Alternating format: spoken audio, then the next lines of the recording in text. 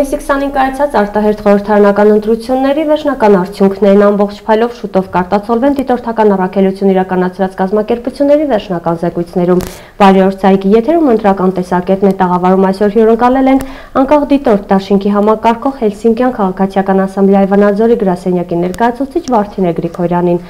Բարի օր Տիկին Գրիգորյան եւ շնորհակալություն մեր հրավերն ընդունելու համար։ Շնորհակալություն։ Անկախ դիտորդի համակարգողն եք հանդիսացել այս արտահերթ խորհրդարանական ընտրություններն իրականացրել եք դիտորդական առաքելություն, փաստորեն Հայաստանի գրեթե բոլոր ընտրատեղամասերն է կարողացել ծածկել, ամբողջը չէ, բայց որոշ մեծ հատված։ Բոլոր մարզերում, բայց 200 մի քիչ ավել տեղամաս։ Ոնց որ վճռական տեղամասեր կարողացել եք։ Վիճակագրական ընտրանքով հիմնվելով այդ տեղամասերի նախկին փորձի, նախկին արդյունքների եւ ընդհանուր վարքագծի վրա։ Անկախ դիտորդը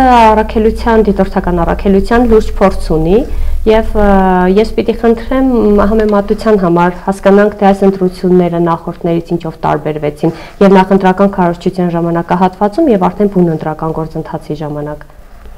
Հելսինկյան քաղաքացիական ասամբլեայի Վանաձորի գրասենյակը շատ վաղուց է դաշնականի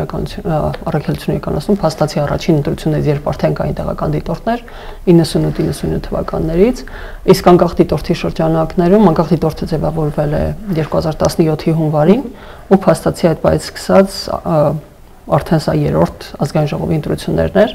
նաև դիտարկել ենք Երևանի ավականու ընտրությունները, երկու ընտրությունները եւ բավականին մեծ թվով թիմ ընտրություններ։ Ազգային ժողովի ընտրությունների մասին եթե խոսենք, այս ընտրությունները փաստացի եւ համեմատելի եւ անհամեմատելի էին 2017-ի հետ։ Համեմատելի էին այն առումով, որ խնդիրները, որոնք տեսնում էինք, հիմնականում նույնական էին, դրանք ընտրակաշարքի դեպքերն էին, վարչական ռեսուրսի չարաշահման, այդ ճնշումների եւ այլ տարբեր դեպքերն էին, բայց նաեւ համեմատելի չէր այն առումով, որ դա հիմնականում չէր գալիս իշխող ուժից, ինչը նշանակում է, որ շատ ավելի ոչ համակարգային էր, շատ ավելի քիչ ծավալով էր, քան 17 թվականին էր եղել ու ըստ էության եթե նայում ենք միայն նայենք մասնակցության տեսանկյունից դա շատ ակնհայտ է դառնում, 17 թվականին շատ բարձր մասնակցություն էր ապահովել հենց միայն նրանով, որ մարդկանց պարտադրում էին գնալ տեղամասեր քվեարկել։ Թե 18 թվականը, թե այս ընտրությունները ցույց տվեցին, որ եթե մարդիկ ազատ են, իրենք նաև ընտրում են չգնալ քվեարկության։ Ու դա եւս իրենց համանդրական իրավունքն է, մասնակցել ընտրություններին, ինչպես չմասնակցել, ու այստեղ նաև տեսնում ենք, որ մասնակցությունը ավելի ցածր լինում, եթե հարկադրված չեն լինում մասնակցել։ Մասնակցությունը ցածր, բայց արդյունքը լիովին տարբեր եղավ փաստորեն։ Արդյունքը բավականին ես կասեի ակնկալելի էր, այսինքն անկանխատեսելի էր ցանկացած արդյունք, որ կլիներ այս ընտրություններին, բայց ըստ էության սա ցույց տվեց, որ կա ընդհանուր վարքագիծը, որ արդեն դրսևորվել է հանրության մեջ, հանրության վստահությունը, որ իրեն ձայնը որոշիչ է, որ ձայնը կարևոր է, արդեն ամրապնդվում է, ու մենք տեսնում ենք, որ դա կարող է չարտահայտվել էլի ասեմ, մասնակցության բարձր թվերով, բայց դա կարող է արտահայտվել հստակ քվեարկության միջոցով։ Որով որ իրենց կամքը արտահայտում են։ Նախկինում էր մասնակցությունը, եթե այնտեղերում որտեղ որ կար իրական մասնակցություն, մենք տեսնում էինք այլ վարքագիծ քվեարկության, այսինքն պաշտոնական արդյունքները երբ որ կեղծվում էին, մենք հասկանում էինք, որ ցածր մասնակցության տեղերում իրական արդյունքներն են երևում։ Ու հենց ավելանում է շատ մասնակցությունը այդ տեղը, որ լինում է կեղծիքը, այդ տեղը, որ լինում են կամ մարդկանց լցոնումները, այսպես ասած, կամ քվեաթերթիկների ավելի նախկինում։ Դուք մինչ այս արդեն ունեցել եք միջանկյալ զեկույց, նաև հայտարարություն եք ունեցել։ Ես պիտի խնդրեմ մի փոքր մանրամասենք, թե ինչ էիք ասում այդ զեկույցում եւ հայտարարությունում։ Միջանկյալ զեկույցները վերաբերում են երկարաժամկետ դիտորդությանը։ Մեկ զեկույց ներկայացվեց պաշտոնական նախընտրական քարոզչության փուլի մեկնարկից առաջ, մեկ զեկույց ներկայացվեց ու փոքր ասուլիս նաև ներկայացվեց քարոզչության վերջին օրը, այսինքն հունիսի 18-ին։ Այդ զեկույցներում ներկայացնում ենք այն խախտումները, որոնք որ տեղի են ունեցել մինչև նախընտրական քարոզչության փուլը եւ քարոզչության փուլի ընթացքում։ Դրանք հիմնականում վերաբերում էին ընտրակաշարքին, վերաբերում էին միջադեպերին, տարբեր հավաքների խոչընդոտման կամ դրանց հետ կապված տարբեր միջադեպեր, խախտումներ։ Դրանք վերաբերում էին վարչական ռեսուրսի չարաշահմանը եւ բնականաբար դրանք վերաբերում էին ընդհանուր հռետորաբանությանը, որը տիրում էր, որը ամենատեսանելի խնդիրներ, հա, չնայած որ մենք խոսում ենք այլ տարբեր խնդիրների մասին ու հանրությունը ընդհանուր առմամբ տեսնում էր նաև շատ այլ խնդիրներ, բայց ամեն դեպքում ընդհանուր համացանցում եւ ընդհանուր տրամադրությունը բավականին թշնամական էր, ու այս թշնամական վերաբերմունքն ու խոսույթն էր, որ ամենաշատ աչքի էր ընկնում այս ընտրությունների ժամանակ։ Եվ հենց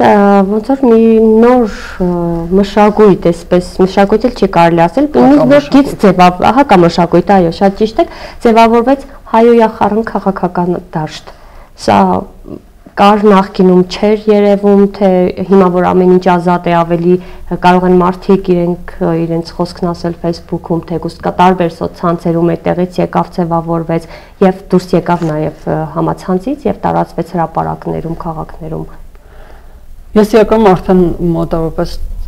2 տարի կլինի անդադար մեր քաղաքական դաշտը համեմատում եմ բուլինգի հետ։ Դեռ համոզված եմ, որ քաղաքական հարաբերությունները ու ընդդիմությունը նկատի չեմ ես կոնկրետ ընդդիմությունը, հայ իրար ընդդիմանալը քաղաքական առումով չափազանց նման է բուլինգի, այսինքն նպատակ կա ոչնչացնելու, նվաստացնելու, ստորացնելու հակառակորդին, ինչը բայց միաժամանակ նաև չգիտես ինչի քաղաքական ուժերի մոտ կա կարծիք, որ իրենց հանրության ականջին ավելի հաճելի է լսել այդ հայհոռախառն կամ իբր թե ժողովրդի լեզվով են, հա, խոսում, բայց իրական դա ժողովրդի լեզուն չի, դա մոտավորապես նույն սկզբունքն է, որով շատ վատ հայկական հեռուստասերիալները պնդում են, որ իրենք ներկայացնում են իրականությունը կամ հանրությունը այդ է պահանջում, հա, իրական կա հանրությանը կրթելու կամ հանրությանը ավելի լավը դարձնելու համար շատ կարևոր է այդ ղեկավարների ու առաջնորդների լեզուն, որ լեզվով որ նրանք խոսում են, այդ լեզվով էլ կառավարելու են, ու այն լեզվով, որով որ իրենք խոսում են, առանձնապես չեն կառավարում, ուղղակի քաոս են ստեղծում, հա, այսինքն շատ լավ կլիներ, որ իրենք շատ ավելի կառուցողական մոտենային իրենց խոսքին ու ընդհանրապես իրենց ասելիքի նկատմամբ շատ պատասխանատու լինեին, կարծում եմ, որ այստեղ արժեզրկվում է ասելիքը, հա, այդ խոսքի մեջ ու արդեն փաստացի չես կարող լուրջ ընդունել, ինչ որ ցանկացած արտահայտություն, քանի որ հայհոյանքը ինքնելով չափազանցություն է, հետևաբար նաև սովորական արտահայտությունները երբեք չես կարող պատկերացնել մարդիկ իրոք նկատի ունեն դա, թե էլի չափազանցնում են ու ասում են այն ինչ որ երբեք չես կարող անցնել որպես քաղաքական խոսք կամ խոստում կամ նման ինչ որ մի բան։ Հատկապես հայհոյախառն խոստումներն իհարկե ցանկալի է որ չիրականանան ու այստեղ ընդհանրապես հասկանալի չի, հա, ինչու է մարդկանց այդպիսի բառերով խոսում իրենց հետ, եթե այն բառերը, որոնցով դու իբր խոստումներ ես տալիս, ցանկալի է որ երբևէ իրականություն չդառնան։ Ես պիտի ասեմ, որ եղավ նաև հասարակությանը նսեմացնելու միտում քաղաքական ուժերի կողմից այն նույն հասարակությանը, որին իշխելու համար իրենք ձգտեցին, պայքարեցին։ Այս շատ տարօրինակ երևույթ էր, իհարկե հարգանքը հանրության նկատմամբ, հարգանքը քաղաքացու նկատմամբ շատ կարևոր է պահպանել։ Ինձ թվում է քվեարկության արդյունքները հենց ցույց տվեցին դրա պատասխանը, հա, որ քաղաքացին ամեն դեպքում հարգում է իրեն, նույնիսկ եթե դու իբր թե իրեն մարտահրավեր ես նետում օրինակ ժեխ անվանելով, ու փաստացի մարտահրավերը նշանակում է եթե ժեխ չես քվեարկի, կոպիտ ասած էլի հայերեն ավանդական քֆու ես դնում, հա, եթե դու ժեխ չես, ուրեմն պետք է քվեարկես մեր օգտին։ Այսինքն այս բոլոր արտահայտությունները իրականում ուղղված էին էլի նվաստացնելուն, հասարակությունը բաժանելուն ու նաև այն քաղաքացիները, ովքեր որ նման բառերով շարունակում են դեռ անվանարկել մյուսներին, կարծում եմ, որ իրականում չեն գիտակցում, որ հենց դա էր պատճառը իրենց ձախողման, հա, հենց դա էր պատճառը, որ օրինակ չգիտեմ ինչու է ենթադրությունը, որ եթե դու որոշ մարդկանց կոչում ես էլիտար մյուսներին ժեղ, անպայման բոլորը իրենց ուզում են նույնականացնել էլիտայի հետ։ Այսինքն այդ անկալումը եւս սխալ է, հա, թե որտեղ են եթե դու ինչ որ սահմանումներ դրեցիր, անպայման մարդիկ այդտեղ պետքա տեղավորվեն ու ուզենան տեղավորվեն քո սահմանած լավի մեջ, որովհետեւ քո սահմանած լավը բոլորի համար չի, հա, որ կարող է լավը լինել։ Հատկապես որ դա ընդհանրապես մեծամիտ արհեստական ու շատ արհեստածին արտահայտություն էր։ Այդ ժեղ եւ այլն այդ արտահայտություններից զատ նաև տեսահոլովակներում շրջանառվեցին հողի մշակների կերպարներ, սովորական գյուղացիներ, աշխատավորների, որոնք էլի վատ լույսի ներքո ներկայացվեցին,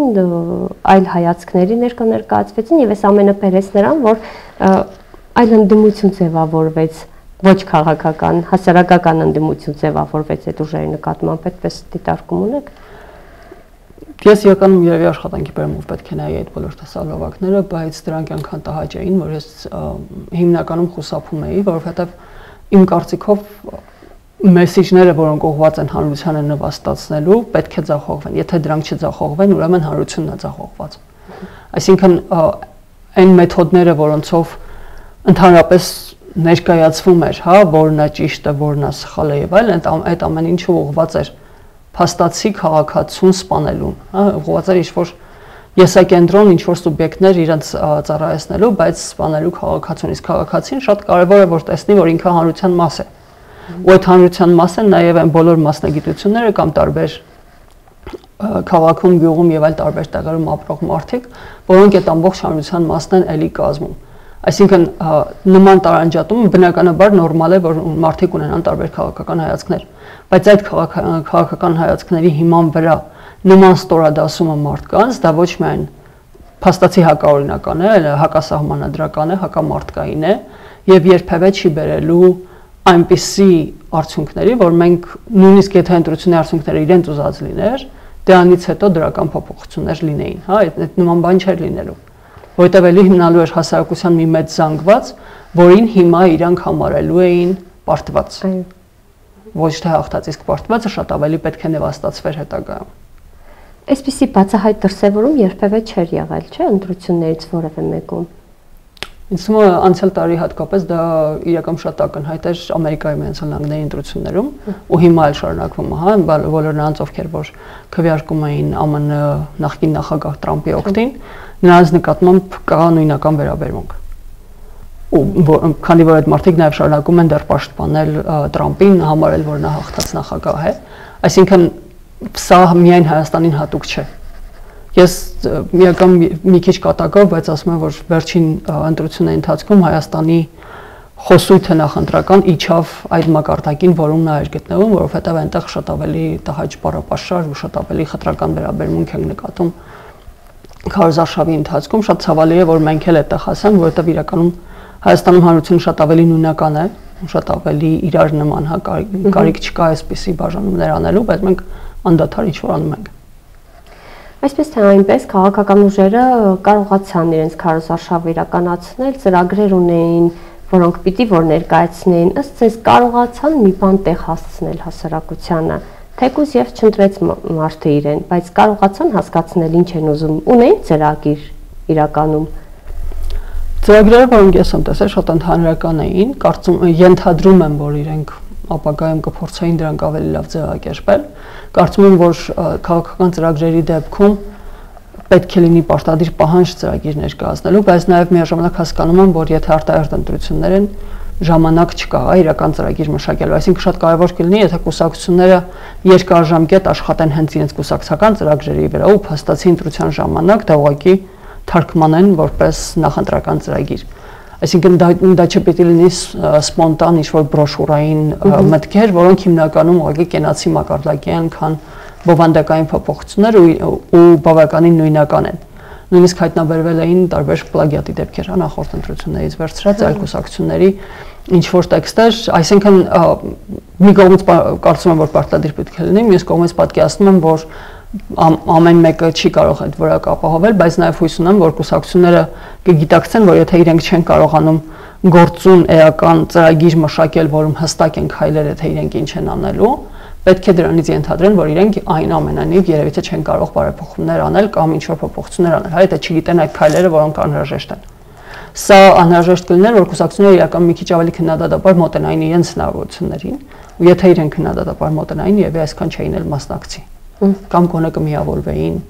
փոքրաթիվ կարողանային, հա, ելք գտնել իրենց համար թեկուզ։ Թերևս կկարողանային դառնալ ինչ-որ այլ ընտրանք։ Հիմա ընտրատեղամասերում դիտորդական առաքելությունը ինչ է արձանագրել, ենթադրենք, որ չեմ համայնքներում տարբերություններ կան, գյուղական, քաղաքային համայնքներ, խնդիրներ։ Ընդհանուր առմամբ ասեմ, որ ստացած ահազանգերի հիման վրա մի քանի տեղերում էր, որ բավականին շատ էին խնդիրները ու մեծ մասը դրանք Երևանում էին ու փաստացի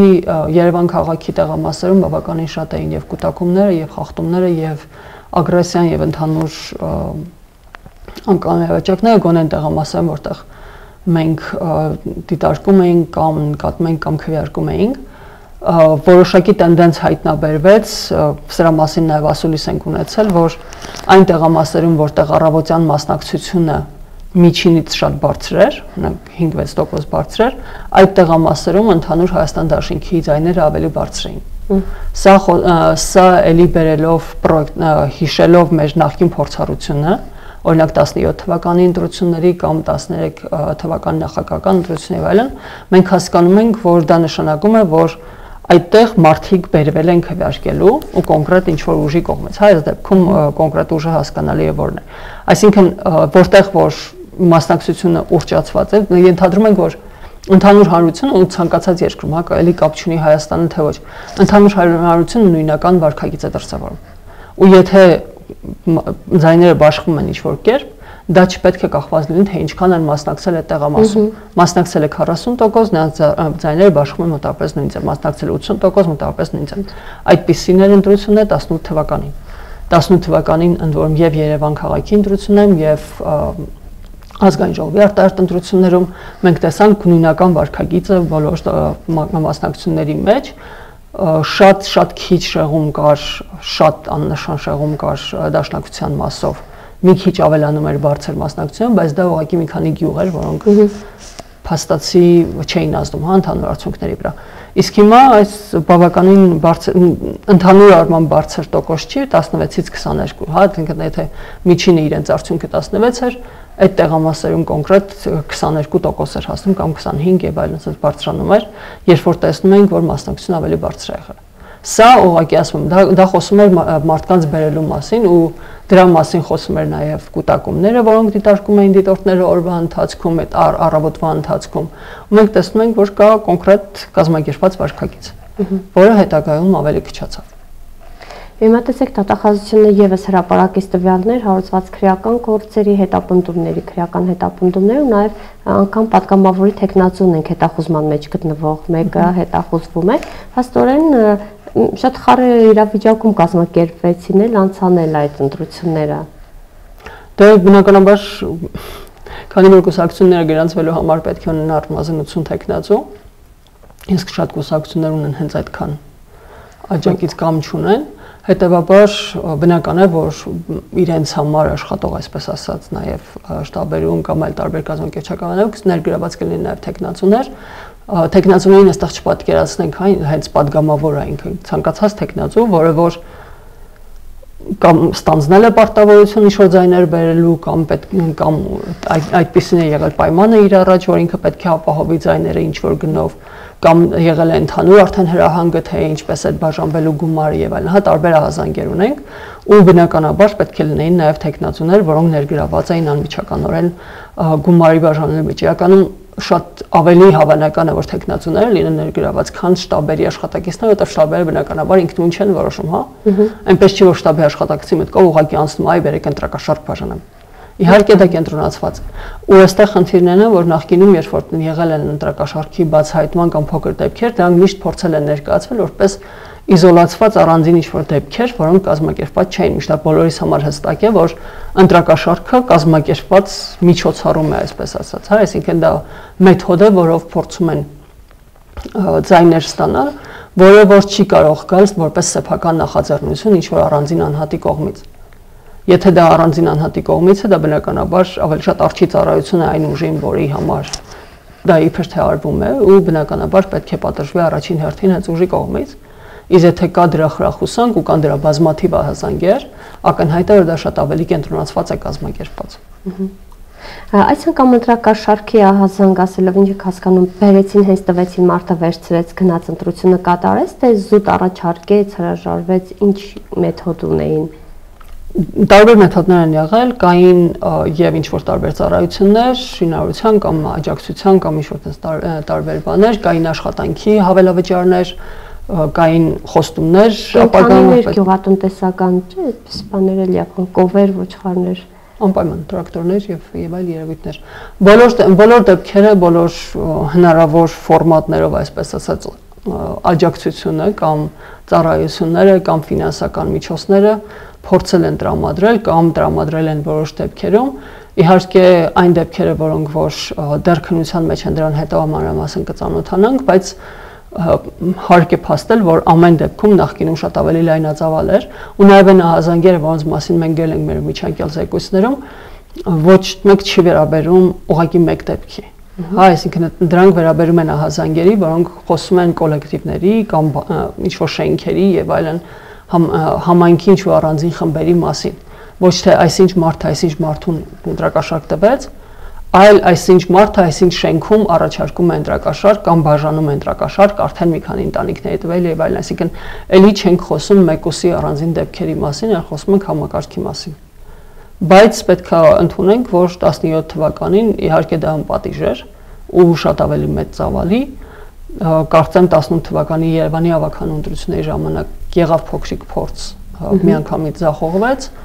իսկ 18-ի արժանտրությունների դեպքում առնվազն ահազանգ չենք ունեցել։ Դեպքեր եղել են թե չէ չգիտեմ, բայց ահազանգ հաստատ չենք ունեցել։ Միջազգային քննադատականով էլի նախնական, բայց կա քննադատական, որ հայաստանյան ընտրություններն անցել են հնարավորինս լավին մոտ եւ հնարավորինս արդար ու թափանցիկ։ Ձեր քննադատականն էլ է այդպեսին։ Ես կարծում եմ, որ այդպես է, որովհետեւ վստահ եմ, որ համեմատությունը այս ընտրությունների 18 թվականի ընտրությունների հետ սխալ է, որովհետեւ 18 թվականին լիովին այլ իրավիճակ էր։ Ու այնտեղ ուղղակի ամրագրվում էր այն, ինչ արդեն վաղուց որոշված էր հանրության կողմից կամ ընդհանուր հեղափոխության տրամաբանության մեջ, ու ըստ էության ոչ մի մարտահրավեր չկար ընտրությունները ազատ, արդար եւ առանց խոչընդոտների անցկացնելու, հա։ Այսինքն չկար փաստացի խոչընդոտ, որի դեմ պետք էր պայքարել, փորձելով ապօրինություն անել կամ ինչ-որ խախտումներ թույլ տալ։ Հիմա ընդդիմության համար խոչընդոտ էր իշխանությունը, իշխանության համար խոչընդոտ էր ընդդիմությունը, իշխանությունը պետք է ասեմ, որ առնվազն եթե նայում ենք ոստիկանների կամ իրավապահ մարմինների գործունեությունից ու նաև դատախազության գործունեությունից, ակնհայտ է, որ ջանքեր էր գործադրում ապահովելու խախտումների բացառումը կամ բացահայտումը հնարավորինս շուտ։ Պետք է նաև նշենք, որ այսինքն ես կարծում եմ, որ ընտրությունների արդյունքները կեղծելը ամեն դեպքում բացառվում էր, բայց ամեն դեպքում կարող էր լինել ճնշում ավելի շատ, քան եղավ, ու շատ լավ է, որ թողնվեց ազատ, հա, այսինքն ինչքանով որ անօրինական գործողություններ պատժվեցին, միաժամանակ չեղավ հակադարձ ճնշում, որը ոչ հնարավորություն տվեց, որպեսզի քաղաքացիները ավելի ազատ կարողանան քվեարկել։ Ասում այն ինչ որ քաղաքացիները փաստացի այս ընտրությունների արդյունքները ձևավորվեցին քաղաքացիների կողմից, ու դա միանշանակ ընդունում են եւ միջազգային դիտորդները եւ մենք։ Մենք իհարկե չենք կարող պնդել, որ արդյունքները տարբեր կլինեին կամ չէին լինի, հա, եթե չլինեին այդ ընտրակաշարքի դեպքերը, որովհետեւ չեն կարող ասել, թե որքանն են բացահայտվել, որքանն են արդյունքին հասել, որքանը չեն հասել, այնպես որ զուտ արդյունքները ինչպիսի տարբերություն կունենային կամ բան չեն կարող ասել։ Օրինակ չեն կարող ասել, թե ով իրականում երրորդ տեղը կլիներ, հա, ինչպես կդասավորվեին այդ փոքր անցողիկ, այսինքն քիչ տարբերություններով տեղերը, բայց այն որ քաղաքացիական պայմանագիրը ստացել է փաստացի այնքան զայն ինչքան ստացել է, դա կարծում եմ վիճելի չէ, իսկ ովքեր կհայտնվեին ազգային ժողովում, այստեղ կարող էր միգուցե իրավիճակը այլ լինել։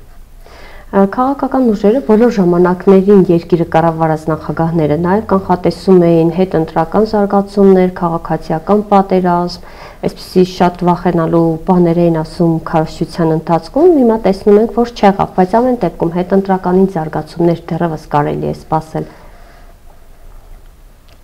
Հետընտրական զարգացումներից միշտ կան տարբեր մտահոգություններ, կա փաստացի ովքեր են ստանալու մանդատները, ինչպես են իրենց դրսևորելու, արդյոք դուրս են գալու խմբակցությունից թե ոչ, արդյոք հնարավորություն է լինելու պահպանել մեծամասնությունը սահմանադրական քաղաքացիական պայմանագրի թե կորցնելու է, թե ստիպված լինել համագործակցել մյուսների հետ, ինչպես են իրար հետ համագործակցելու Հայաստան Դաշինքն ու Պատիվ ունեմը, ինչպես են համագործակցելու խորհրդարանական ուժերը իշխանությունների հետ, այսինքն այս բոլոր հարցերը իրականում կարող են ազդել ապագայում ինչպեսի խնդիրներ կարող են առաջանալ։ Կարծում եմ, որ շատ կարևոր է խորհրդակցությունները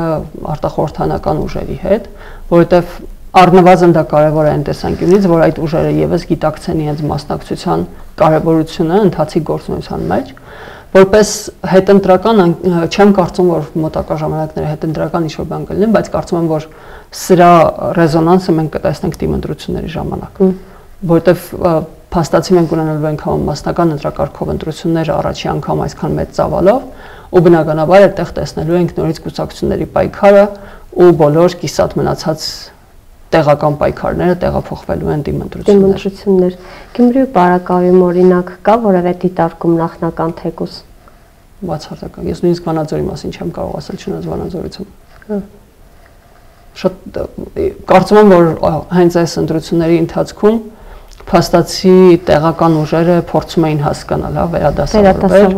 որտեղ ում պետք է աջակցել ինչպես։ Գոնե Վանաձորի քաղաքապետի դեպքում իմ մոտ տպավորություն էր, որ ինքը փորձում է հասկանալ, թե ով է ուժը խաղացողը, ում կողմ պետք է կանգնել։ Չգիտեմ Գյումրիում այդպես էր թե չէ, դա դուք կիմանաք։ Այսինքն թիմն էլ պակաս լարվածություն չի պահանջի, քանի որ սա եւս լուրջ խնդիրներ հարուցող գործընթաց պիտի լինի, նայած թե որ քաղաքական ուժերը եւ ինչպես կորոշեն դրսևորվել։ Կարծում եմ արտարտ ընտրությունների ժամանակ թիմը շատ լավ ցույց տվեց, որ ինքը էական ազդեցություն կարող է ունենալ, այսինքն թիմերը, որոնք իշխանությունից անկախ են կամ անկախ չեն կամ կախված են ուրիշներից, շատ էական ազդեցություն են ընտրական գործընթացի վրա, ու ըստ այդմ համոզված եմ, որ քաղաքական ուժերը վերագնահատեցին թիմերի մասնակցության հնարավորությունը եւ թերևս կփորձեն ինչ-որ գործողություններ ձեռնարկել, որ գուցե եզրահանգումներ արդեն արել են ավելի շատ թիմերի նկատմամբ։ Հուսով եմ, որ այդ վերահսկողության միջոցները կլինեն միայն քաղաքական ընտրությունների մասնակցության միջոցով ու նաև ընտրողներին հնարավորություն տալով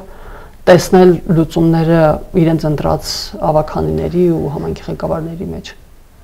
Վերջին տարիներին, եթե համեմատենք վերջին 2 տարին եւ նախորդ տարիներին հետ համեմատության մեջ եթե ունենք, դիտորդների նկատմամբ վերաբերմունքի փոփոխությունը դեպի դրական թե ընդհակառակ ավելի բացասական երանգներ է ստացել։ Չէ, ես այդքան կարճ ժամանակահատվածում, բայց վստահ եմ, որ 17 թվականի ընտրություններից հետո թերևս նույնիսկ սահմանադրական բարեփոխումների կամ փոփոխություն հարակվեի ժամանակ բավականին շատ դեպքեր եղան նույնիսկ բռնության, ծեծի ու տարբեր ճնշումների դիտորդների նկատմամբ 17 թվականին եւս որոշ իհարկե ամեն ընտրության լինում են առանձին դեպքեր, բայց կարծում եմ, որ շատ ավելի դրական է դարձել ընդհանուր հանրության վերաբերմունքի եւ վստահություն դիտորդական առաքելությունների նկատմամբ, կարևորվում է կարծիքը եւ գնահատականը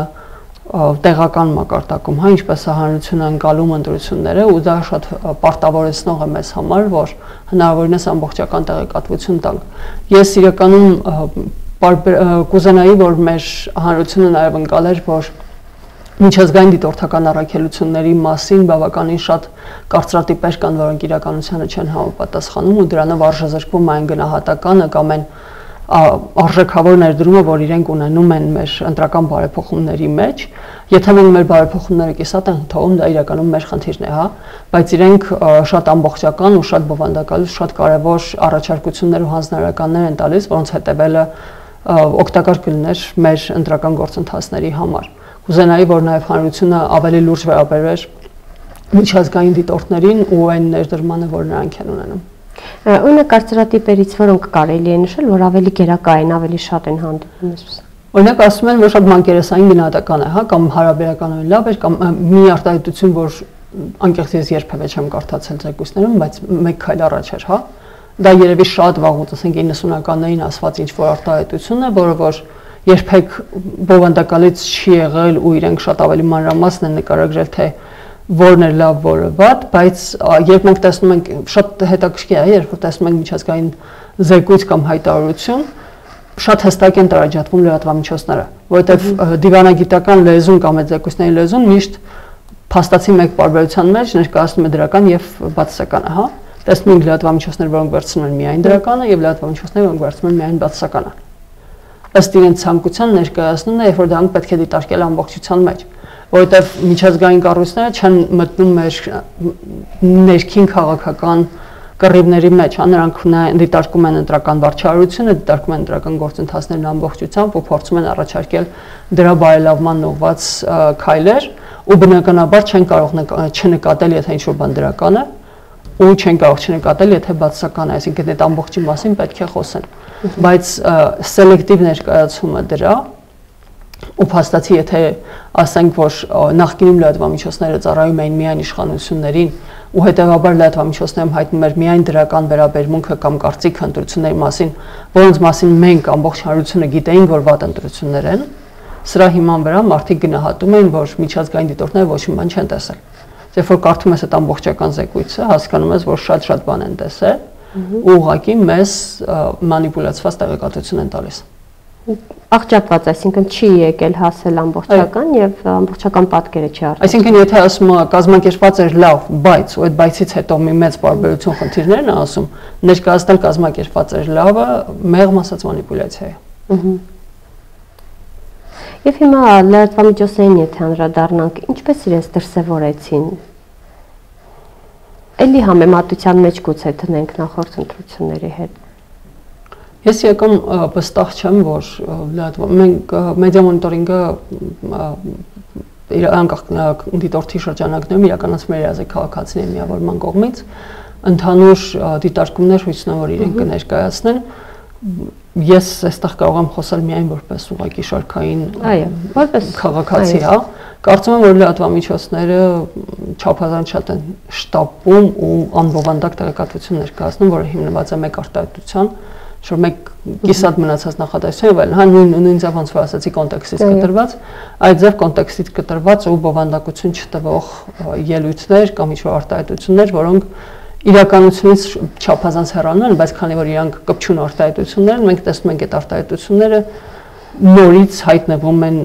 հերկվելուց, կրկին հերկվելուց եւ այլնից հետո ու ստացվում է որ փաստացի բոլոր լրատվամիջոցները աշխատում են նստվածքի վրա, բացական նստվածք թողնելու,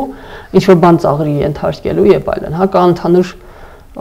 լրատվամիջոցներում ու ընդհանուր հանրության ցանային դաշտում կա մի մեծ ամբողջական ցինիզմ, որը ամեն ձև արտահայտվում է այս հատկապես նախընտրական փուլում, հատկապես փոխադարձ ծաղրի ու դրա տիրաժավորման մեջ ու մենք տեսնում ենք, որ չկա համերաշխության տանելու ինչ որ փորձեր, գոնե ես դեռ չեմ նկատում, հա, իրականում քննադատական մոտեցումը անհատների մակարդակում տեսնում ենք, բայց լրատվամիջոցները ինչպես են դրան օգնում, չենք տեսնում, որտեղ տպավորությունն է, որ ամեն մեկը արդեն ստանձնել է իր սեփական օրակարգը առաջ տանելը, ոչ թե հանրային համերաշխությունը վերահաստատելը։ Ու այն ինչ որ տեսնում էինք ընտրություններից առաջ նախընտրական փուլում, չնայած որ ֆորմալ առումով հեռուստատեսության եւ այլ առումով կանոնները պահպանվում էին հավասարության, բայց բովանդակային առումով վիրավորանքն ու նվաստացումը եւ այլն բավականին շատ էին։ Այս առումով ՄԻՊ-ը եւս հայտարարություն տարածեց, որպեսզի լրատվամիջոցները զերծ մնան, մարդիկ եթե ունեն որոշակի խնդիրներ, ինչ որ լեզվական անհարթություններ, չդառնա ծաղրի առարկա եւ այլն, բայց միևնույն ժամանակ կարող ենք փաստել, որ կային տեխնացուներ, որոնք օրինակ TikTok հարթակը նաեւ նախընտրեցին այս ընտրություններին, որը հիմնականում ժամանցային է ընկալում ամեն դեպքում այսպիսին է եւ բնական էր, որ պիտի արձագանքներն էլ լինել TikTok-յան մակարդակի այսպես։ Իրականում բոլոր ֆորմատները, որոնք որ սկզբանե սկսել են օգտագործվել, չեն ընկալվել որպես լուրջ։ Օրինակ, եթե նայենք էլի Facebook-ը սկզբանե չէր ընկալվում որպես տեղ, որտեղ պետք է քարոզչություն անել, բայց հիմա ամենամեծ քարոզչական գործիքն է։ YouTube-ը երբևէ եւիթ չէր ընկալվում, բայց YouTube-ը մանդատար գովազդ էր։ Եվ մնացած տեղերում TikTok-ը եւս, եթե իրենց լսարանն է այդտեղ, ուղղակի ես հույս ունեմ, որ իրենք լավ հետազոտում էին ու հասկանում էին, հա, ով է լսարանն է այնտեղ, արդյոք բավարար ընդրազանգված է, եթե իրենք այդքան ներդրում են անում այդտեղ հայտնվելու ու արդյոք գնահատել են, հա, դրա թերությունները, առավելությունները, օգուտը եւ վնասը։ Անկեղծ վստահ եմ, որ ամեն տեխնացուի նկատմամբ կարելի է ունենալ դրական եւ բացական վերաբերմունք կախված սեփական նախասիրություններից, անկախ այդ մարդու որևէ գործողություններից, որովհետեւ շատ կամայական էր վերաբերմունքը, շատ կամայական էր եւ արհամարանքը եւ հարգանքը, ամեն ինչ ըստ էության նույն արտահայտություններն ու խոսքեր ընկալվում էին տարբեր ձևի, տարբեր լսարանների կողմից, ու մարդիկ մեկնաբանում էին ինչպես ուզում են, ժամանց էր, հա, ընդհանրապես։ Քաղաքական գործընթացը ամբողջությամբ վերածվեց ուղղակի ծաղրի ու ծաղրուծանակի ու մահաճության։ Կարծում եմ, որ այս առումով մենք դա շատ երկար ճանապարհ ունենք ու հույս ունեմ, որ հետագայում ծրագրերը եւ այլն կօգնեն։ Այսինքն երբ որ ես մտածում եմ հետ նայելով ուղղակի ընդհանուր նախընտրական փուլին, միակ այսպես ասած առողջ քննարկումը, որ ես տեսել եմ, առողջ խոսակցությունը, դա վերջին նախընտրական բանավեճներ, որի ժամանակ ուղղակի չկային գորգորոցները, չկային տաղուկը, չկար հունիսի 17-ին նկատի ունեմ, կար հանգիստ հանդարտ քննարկում տեխնազուների մեջ։ Եթե լիներ այդպիսի նախընտրական փուլ, կարծում եմ, որ տարբեր ուժեր հնարավորություն կունենային իրականում երևալու, բայց հիմա իրանք մեծ մասը կորչում էին ընդհանուր ագրեսիայի մեջ, ընդհանուր ագրեսիայի ու ընդհանուր ատելության մեջ, փաստացի տեխնազուների խոսքը բովանդակությունը կորչում էր։ Ագրեսիա գուցե կար կամ չկար, չգիտեմ, այսպես հանրության շրջանում կար արդյոք այդ ագրեսիան։ Կարծում եմ, որ ամեն դեպքում երբ որ ես իրական պետք է դա հասկանալ, հա, արդյոք հանրությունը արտահայտում է իր ագրեսիան ուղղակի Facebook-ով, իսկ դրսում ոչ, թե ագրեսիան միայն Facebook-ում է, իրական կյանքում ինքը գոյություն չունի, այսինքն արդյոք Facebook-ը միջոց է, թե փաստացի միակ ագրեսիա ծնողն է, այդ պետք է հասկանալ, որովհետև կարծում եմ, որ ընդհանուր հանրությունը շատ ավելի հանգիստ էր, իհարկե քվեարկության օրը տարբեր տեղամասերում գրանցվում էին ինչ-որ խնդիրներ, ինչ-որ վեճեր, այս ընտրությունների ժամանակ շատ ավելի շատ էին վեճերը տեղամասերում, քան նախորդ ընտրությունների ժամանակ ու ընդհանուր մթնոլորտը լարված էր, բայց ավելի շատ լարված էր նրանից, որ բոլորն ակնկալում էին, որ ինչ-որ բան վատ է լինելու։ Այսինքն կար ընդհանուր վախը, ինչ-որ վտանգի զգացողությունը ու դրանից էր գալիս ագրեսիան, բայց իրականության մեջ կարծում եմ, որ բոլորս լրիվ իրավունք ունենք այս ընթացքում ագրեսիվ լինելու, պետք է ուղղակի ընդունենք դա, որ մենք ընդհանուր հանրությամբ բավականին ծանր հոգեբանական վիճակում ենք գտնվում ու թերևս դրա ամոքման համար ժամանակ է պետք ու ինչ-որ ռեսուրսներ ծախսել ու պետք չի սա ընդունել որպես առիթ թշնամանալու մյուսների նկատմամբ, հա, որովհետև մեր խնդիրը այդ մյուսները չեն, մեր խնդիրը այլ տեղ է, մենք ուղղակի դա պրոյեկտում ենք նրանց վրա, ովքեր ավելի մոտիկ են։ Այսինքն հա կարող ենք փաստել, որ ամեն դեպքում Facebook-ի ագրեսիան դուրս չեկավ փողոց, որովհետև դա մարդու մեջից եկող ցանկությունը չէր, այլ ուղղակի ազդեցություն կարելի է նաև համարել, զուտ համացանցային ազդեցություն, շղթայական, ինչ որ ներկայացում, որը որ ոգեշնչելու երևի ցանկությունն էր, բայց առանձնապես չստացվեց, որովհետև պետք է հասկանալ, որ այստեղ կային զուգահեռ իրականություններ, հա, կային մարդիկ, ովքեր որ դեռ ողբում էին, կային մարդիկ, ովքեր որ դեռ սպասում են իրենց մասունքներին, իրենց հարազատների եւ այլն, այսինքն մենք ունենք բազմաշերտ հասարակություն, որտեղ տարբեր մարդկանց համար կարեւոր են տարբեր երևույթներ ու տարբեր արժեքներ։ Եթե ինչ-որ մեկի համար կարեւոր էր ինչ-որ մեկի իշխանության գալ կամ չգալը, մյուսի համար կարեւոր էր, որ իր հարազատը, որը սգում է, հնարավորինս հանգիստ լինի։ Այսինքն այս պետք է հասկանալ, որ թերևս քաղաքական ուժերը թերագնահատեցին մարդկային ողբը ու թերևս թերագնահատեցին սոլիդարությունը, որը որ կար հանրության մեջ։ Եվ նաև շահարկման առարկա դարձրեցին, որովհետև եղան ուժեր, որոնք պնդեցին, թե եթե իրենք լինեն իշխանություն, գերիներն էլ կգան, ամեն ինչ էլ լավ կլինի, Արցախի գրավյալ տարածքները հետ կվերադարձվեն, այսինքն խոստումներ, որոնք իրատեսական հիմք ամեն դեպքում այսպես նայելով չկա։ Ինչ-որ մի պահից մենք մեր մոտ կարծես թե վերացավ թշնամին, արտաքին, իր վտանգը, իր վտանգավորությունը, իր ունեցած ուժն ու ռեսուրսները, չգիտես ինչի, բոլորը սկսեցին, բոլորը չէ լավ, հա, այդ ուժերը, որոնք որ փորձում էին սնել մտքով, խնդիրները բոլորը ներկայացնում էին ներկայացնում որպես իշխանությունների հիմնական խնդիրը, հա, այսինքն արտաքին թշնամին դա այդ կապ չունի, բայց մենք պետք է հասկանանք, որ եթե այս խնդիրը չի լուծվել 30 տարի տարբեր իշխանությունների օրոք, դա թերևս նշանակում է, որ ամեն դեպքում մյուս կողմը ինչ-որ ասելիք ունի, ինչ-որ դժգոհություն ունի, ինչ-որ բան իրեն չի բավարարում։ Այսինքն ու բոլոր նրանք, ովքեր որ հիմա ասում են, որ կարող են լուծումներ բերել, ունեցել են դրա լեգիտիմ կամ ոչ լեգիտիմ, բայց ամեն դեպքում հնարավորություն է լուծումներն անելու, բայց չեն արել։ Այստեղ ինձ հանրությունը դա շատ լավ տեսնում է, հա, ինչքան էլ որ խոսես, ինչքան էլ որ կրկնես, ասես, որ այ մենք ավելի լավ կանեին կամ բան, ունեցել ես հնարավորություն, չես արել ու հանրությունը դա գիտի։ Իր սեփական մաշկի վրա նաև զգացել, ապրել, անցել, հասել է մինչ այսօր։ Տիկին Գրիգորյան, վերջնական զեկույցը երբ կներկայացնի դաշինքը եւ Ինչ մի նոր բան կարող ենք տեսնել զեկույցի մեջ, որը նախորդներում չենք տեսել։ Հուսով ենք, որ զեկույցը կներկայացնենք օգոստոսի վերջ, սեպտեմբերի սկիզբ մոտավորապես, այսինքն թիմ ընտրություններից առաջ,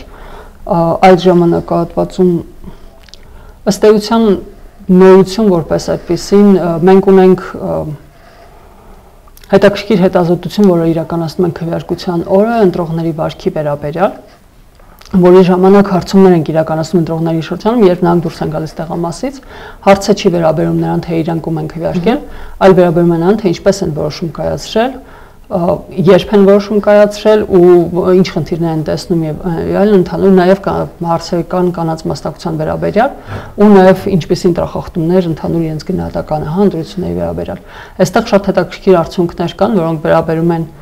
գիտեք, կար այս ընթացքում նաև օրինակ այն դիսկուրսը, որ ընտրությունների արդյունքները պայմանավորված էին վախով կամ վտանգով, հա, նախկինների վերադարձը կանխելու համար էին մարդիկ քվեարկում ու հարցումները այս տեսանկյունից հետաքրքիր բաներ են բացահայտում, ինչքանով է դա ճիշտ, ինչքանով է սխալ։ Եկեք ես դրա մասին հիմա չասեմ, հետո սպասենք զեկույցին ամեն դեպքում։ Շատ լավ, կսպասենք զեկույցին եւ մեկ անգամ եւս շնորհակալություն մեր հրավերն ընդունելու եւ Գյումրի հասնելու համար։ Զեկույցը երբ եղավ, գուցե կհանդիպենք եւ արդեն խոսենք զեկույցի վերջնական արդյունքների մասին։ Ես մեկ անգամ եւս տեղեկացնեմ, որ Ցայք մարզային հեռուստաընկերության եթերում ընտրական տեսակետներ կհանդիպենք։